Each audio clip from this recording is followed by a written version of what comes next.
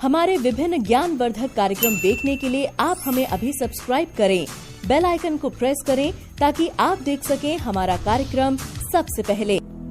YouTube के सभी श्रोताजनों को मेरी ओर से जय श्री कृष्णा, जय श्री राधे। सनातन धर्म से वेद पुराणों से जुड़ी हुई प्रत्येक रहस्यात्मक तथ्यों को जानने के लिए चैनल को अवश्य सब्सक्राइब करें। श्राद्ध पक्ष में अपने पितरों की संतुष्टि हेतु तथा उनकी अनंत तृप्ति हेतु, उनका शुभ आशीर्वाद प्राप्त करने हेतु प्रत्येक मनुष्यों को अपने पितरों का श्राद्ध अवश्य करना चाहिए। जो लोग अपने पूर्वजों अर्थात पितरों की संपत्ति का उपभोग तो करते हैं लेकिन उनका श्राद्ध नहीं करते, ऐसे लोग अपने ही पितरों द्वारा अभिशप्त होकर नाना प्रकार के दुखों का भाजन बनते हैं। यही श्राद्ध पक्ष पितरों के लिए विशेष माने जाते हैं। हमें इन 16 श्राद्धों में क्या क्या करना चाहिए, आइए समझने का प्रयास करते हैं। पितृपक्ष प्रारंभ होने से पहले हमें प्रथम कार्य क्या करना चाहिए? अन्नदान। अन्न का दान अवश्य करना चाहिए।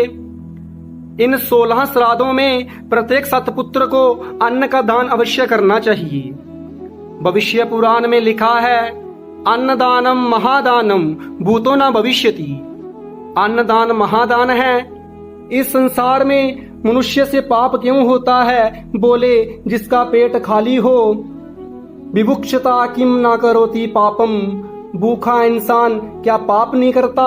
अर्थात कहा गया है, भूखे को अन्न और प्यासे को जल अवश्य दें। अपने इन हाथों से अपने पितरों के निमित्त अन्नदान अवश्य करें। इन 16 श्राद्धों में किए जाने वाला दूसरा कार्य वह है तर्पण। तर्पण का भावार्थ है तर्पयति तर्पयन्ति जेन पितरन तत्तर्पणम। जिस कर्म के द्वारा आपके पितर प्रसन्न हो, जिस कर्म के द्वारा आपके पितर तृप्त हो जाएं, उसे ही तर्पण कहते हैं। प्रत्येक सतपुत्र को जिसने जीते जी माँ बाप का सम्मान और माँ बाप की सेवा करी हो, ऐसे पुत्र को अपनी माता पिता की मृत्यु उपरांत तर्पण अवश्य करना चाहिए। केवट की नाम में भगवान श्री रामचंद्र जी चढ़े तो केवट ने प्रभु श्री राम जी से पूजा करी और पितृ पार करी प्रभु ही पुनि। केवट जी ने भी भगवान श्री राम जी से अपने पितरों की मुक्ति का साधन मांगा। इसलिए भगवान प्रसन्न तभी हैं जब आपके पितृ प्रसन्न हैं। और पितरों की प्रसन्नता दूसरा कार्य है तर्पण कीजिए। हो सके तो नित्य करें, नित्य ना हो सके तो अमावस को करें। यदि अमावस को ना कर सकें तो पितृपक्ष में अवश्य करें। श्राद्ध पक्ष में किए जाने वाला तीसरा कार्य है रसोई घर की शुद्धता और चौखाट जो आपकी देहली है उसकी नित्य पूजा। पितृपक्ष आने पर यह अपने मन में धारण कर लें, ये 2 कार्य अवश्य करने हैं। चौखट को सदा पवित्र रखें क्योंकि पितरों का आगमन देहली से होता है और देहली से होते हुए वो रसोई घर के लिए प्रस्थान करते हैं। इसलिए रसोई घर को पवित्र रखें। 16 श्राद्धों में अपनी रसोई घर में कोई गलत खान पान ना हो, कोई तामसिक भोजन ना हो। लहसुन प्याज का दूर से ही परहेज कीजिए।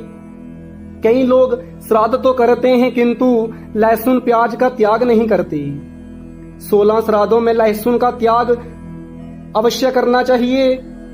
तामसिक भोजन से आप जितना दूर हैं उतना अच्छा है। विष्णु पुराण में कहा गया है कि राजमाशाननश्येवं मसूरांस विसर्जेत आलंबुम गृणजन चैव पालंडुम पिंडमूलकम। अर्थात मलका, मसूर, मूली, पलांडुम अर्थात प्याज, लहसुन, तामसिक भोजन जो भी हो आपने उसको दूर से ही त्याग कर देना चाहिए।